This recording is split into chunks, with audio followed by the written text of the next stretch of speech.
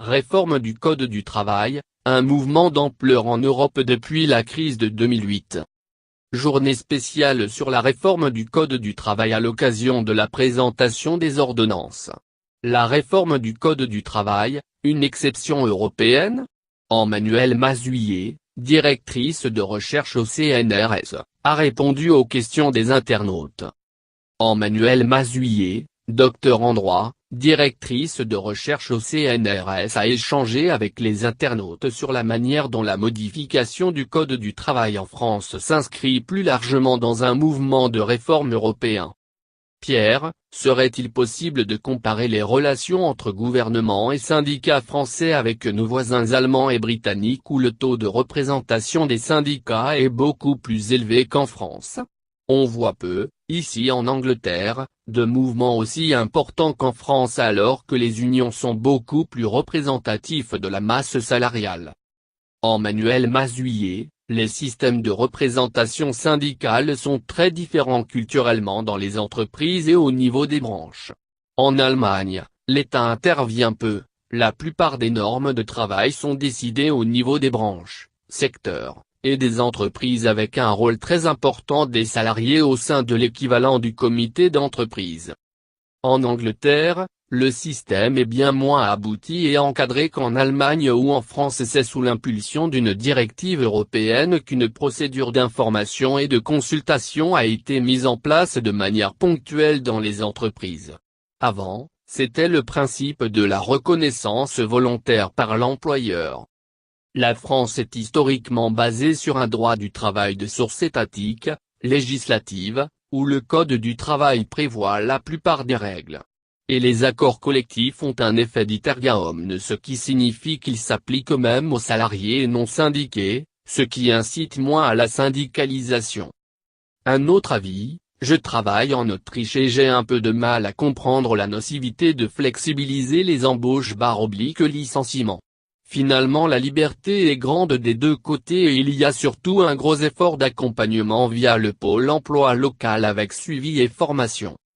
La tradition française est sans doute plus basée sur l'opposition syndicat-patronat, alors que les pays anglo-saxons et surtout l'Allemagne sont fondés sur une sorte de partenariat social. Le droit du travail est peut-être plus souple, règles de licenciement plus flexibles, mais en retour il y a plus de coordination avec les représentants des salariés. Du côté des salariés, pour être libre de démissionner ou de changer d'emploi, il faut qu'il soit facile d'être recruté de manière pérenne ou que les périodes de chômage ou de formation soient indemnisées correctement. Est-ce que tous les pays européens sont en train de réformer leur droit du travail ? Oui. C'est un mouvement d'ampleur depuis la crise de 2008 qui est présenté comme une justification de la nécessité des réformes du marché et du droit du travail. Les pays européens ont massivement réformé leur droit du travail et leur marché du travail. Josie, quel est le poids, l'influence de la Commission européenne dans la réforme engagée par Macron ? On entend souvent dire que c'est l'Europe qui impose cette réforme. L'influence européenne est immense. Depuis la crise de 2008, on a mis en place une gouvernance économique pilotée par le Conseil des ministres de l'économie et des finances, ECOFIN, qui tous les ans fait des recommandations aux États selon un calendrier très précis et note les plans d'action nationaux adoptés suite aux recommandations et qui poursuivent un seul objectif, la réduction des déficits publics à 3% du PIB. Les recommandations pays par pays, si elles ne sont pas respectées, peuvent donner lieu à des sanctions financières par la Commission. La France fait partie des pays qui sont sous surveillance renforcée et les recommandations qui lui sont faites vont dans le même sens que les ordonnances Macron et avant de la loi El Khomri, facilitation des licenciements, flexibilisation des contrats de travail, décentralisation de la négociation collective, recul de l'âge de la retraite, renforcement des politiques de formation pour développer l'employabilité des salariés. Après, on peut aussi considérer que nos exécutifs font souvent reposer de manière très démagogique la responsabilité de ces réformes sur l'Union européenne alors qu'ils ont aussi un rôle dans les orientations qui sont prises. Marie-Jeanne, y a-t-il un bon élève en matière de droit du travail en Europe ? Le modèle scandinave de flexisécurité est souvent cité en exemple, il concilie des contrats relativement souples avec une sécurisation des parcours professionnels, les salariés peuvent se former, prendre des congés notamment parentaux, tout en étant assurés d'être indemnisés. Mais on ne peut pas développer le dialogue social ou la négociation collective si les syndicats ou les représentants des salariés ne sont pas forts. 4. Quel est le bilan des réformes qui ont été faites par l'Allemagne sur l'emploi? N'ont-elles pas généré un surplus de précarité? L'Allemagne affiche un taux de chômage à moins de 5%, mais en effet, c'est au prix d'une précarisation de l'emploi. Les réformes entreprises depuis le début des années 2000 par la commission Hartz ont consisté à décourager les chômeurs en les incitant à accepter des emplois précaires, à réformer le système du service public de l'emploi et en octroyant des aides aux entreprises pour réduire le coût du travail. Le gouvernement SCHR-Haute-Trémadère a voulu encourager les formes dites atypiques d'emploi en dérégulant le travail intérimaire, en élargissant le recours à des mini-jobs et en créant les jobs à 1 euro dans le secteur non marchand. Le plein emploi allemand est à ce prix. Les comparaisons avec l'Allemagne sont en général trop rapidement faites car le profil démographique, économique et social est très différent de la France. Jean-Pierre, le mouvement européen qu'on perçoit n'est-il pas en fait un mouvement libéral annonçant une régression sociale inédite? C'est exact. L'idéologie qui sous-tend l'Europe est par nature libérale puisque l'intégration européenne est d'abord et avant tout une intégration économique avec pour objectif un marché intérieur. Le projet européen manque depuis le départ d'une réelle dimension sociale même si des avancées ont été faites. La dérive ultralibérale qui peut entraîner une régression sociale date de la crise financière de 2008, qui a déstabilisé un projet européen déjà en panne, et justifié une domination de la gouvernance économique, des objectifs de réduction des dettes souveraines et des déficits publics, au détriment des politiques sociales. Tout ceci est renforcé par le fait qu'au sein des États eux-mêmes, les marges d'action politique sont extrêmement réduites. Jean, je travaille au Portugal et ce droit du travail réformé est encore bien plus protecteur que ce à quoi je suis confronté ici, CDD renouvelable jusqu'à 3 ans, pratiquement pas d'organisation syndicale, travail le dimanche et la nuit, où se situe le CDD réformé français dans la moyenne européenne?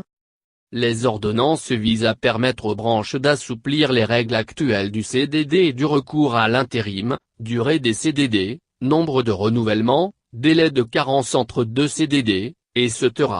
Parallèlement le gouvernement étend la possibilité de conclure des crédits de projet, une vieille revendication patronale, qui permet à un employeur de recourir à un salarié pour une mission donnée et d'ajuster la durée du contrat en fonction de la mission.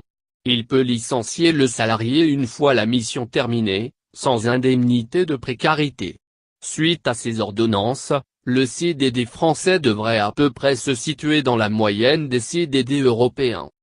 En Italie, l'employeur n'a plus d'obligation d'indiquer le motif de recours à un CDD de moins de 3 ans depuis le Job Act et il peut être renouvelé jusqu'à 5 fois en 36 mois. En Angleterre, les contrats 0 heure permettent carrément à un employeur de conclure un contrat de travail sans s'engager à fournir un temps de travail minimum. Direct. Le système de ces directives européennes ne favorise-t-il pas les pays riches? Contraindre ainsi la liberté politique en matière économique n'est-ce pas une des raisons du ralentissement de l'UE et de l'affaiblissement démocratique? Les recommandations européennes dans le cadre de la gouvernance économique focalisent sur une vision uniquement chiffrée et budgétaire des données économiques nationales. Elles ne permettent pas d'imaginer un projet politique, une prise en compte des besoins sociétaux, et surtout elles se font selon des procédures non démocratiques. Ce sont les ministres des économies et des finances et quelques experts à la Commission européenne qui décident de ces orientations. Le risque est en effet une distanciation encore plus grande entre les instances européennes et les peuples et un rejet du projet européen. Rémi, des économistes annoncent que, d'ici 20-30 ans, la majorité de la masse salariale sera remplacée par des freelances. Est-ce que les réformes en cours s'inscrivent volontairement dans cette perspective ou ont-elles d'autres fondements plutôt inscrits dans un calendrier politique? Je ne peux pas faire de prospective sur la fin du salariat qui est un thème avancé depuis assez longtemps. On assiste en tout cas, et dans plusieurs pays européens aussi, à une augmentation du travail indépendant, ou parfois, du travail indépendant subi. C'est-à-dire qu'un potentiel employeur ne propose pas de contrat de travail mais un statut d'auto-entrepreneur, ce qui lui permet d'éviter l'application du droit du travail et les charges sociales afférentes. En Pologne, un rapport qui date un peu établissait que 80% des caissières de supermarchés étaient des travailleuses indépendantes.